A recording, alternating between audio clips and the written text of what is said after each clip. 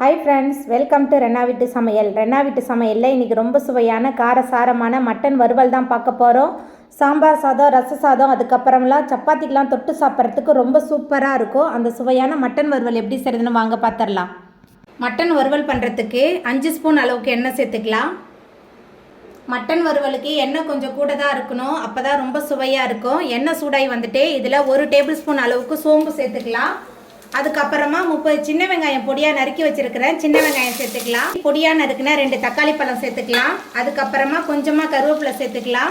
இது கூடவே 15 பூண்டு பல், அதுக்கப்புறமா 5 காஞ்ச மிளகாய் கிள்ளி வச்சுருக்கேன், காய்ந்த மிளகாய் சேர்த்துடலாம். சேர்த்துட்டு எல்லாத்தையும் நல்லா கலந்து விட்டு வதக்கிடலாம்.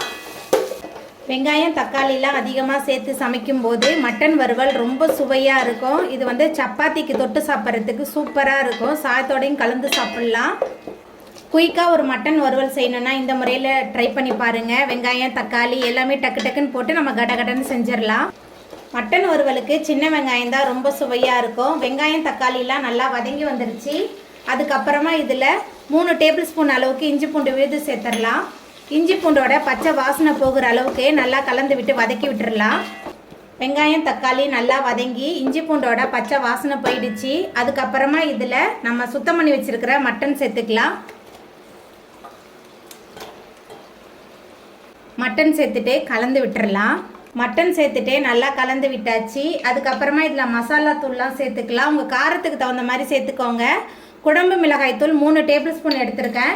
அதுக்கப்புறமா வீட்லேயே ரெடி பண்ண கரம் மசாலா 4 டேபிள் ஸ்பூன். இது கொஞ்சம் காரசாரமாக இருக்கும், அப்போ தான் ரொம்ப சுவையாக இருக்கும். இந்த மட்டன் வறுவலுக்கு தேவையான அளவுக்கு கல்லுப்பு சேர்த்துக்கலாம். சேர்த்துட்டு நல்லா கலந்து விட்டு வதக்கி விட்டுறலாம். மட்டன் மசாலா எல்லாமே சேர்ந்து நல்லா கலந்து வதங்கணும். நல்லா கலந்து விட்டு வதக்கி விட்டுறலாம்.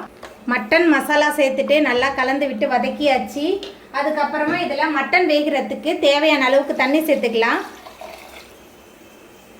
தண்ணி சேர்த்துட்டு நல்லா கலந்து விட்டுறலாம். தண்ணி சேர்த்துட்டு நல்லா கலந்தாச்சு. அதுக்கப்புறமா ஒரு மூடி போட்டு வச்சிடலாம். மட்டன் நல்லா வெந்து சுண்டி வரட்டும்.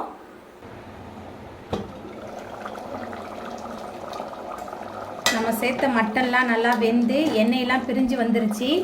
அதுக்கப்புறமா இந்த மட்டன் வறுவலுக்கு அதிக சுவையை கொடுக்க போகிறது இந்த பச்சை வெங்காயம் தான். இந்த மாதிரி பச்சை வெங்காயத்தை நம்ம பொடியாக நறுக்கி சேர்க்கும்போது ரொம்ப சுவையாக இருக்கும். அதுக்கப்புறமா மேலால் கொஞ்சமாக மல்லித்தலை தூவிடலாம்.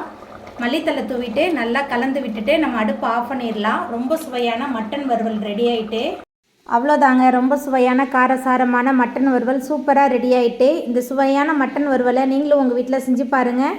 இந்த வீடியோ உங்களுக்கு பிடிச்சிருந்தா லைக் பண்ணுங்கள், ஷேர் பண்ணுங்கள், கமெண்ட் பண்ணுங்கள், சப்ஸ்கிரைப் பண்ணுங்கள்.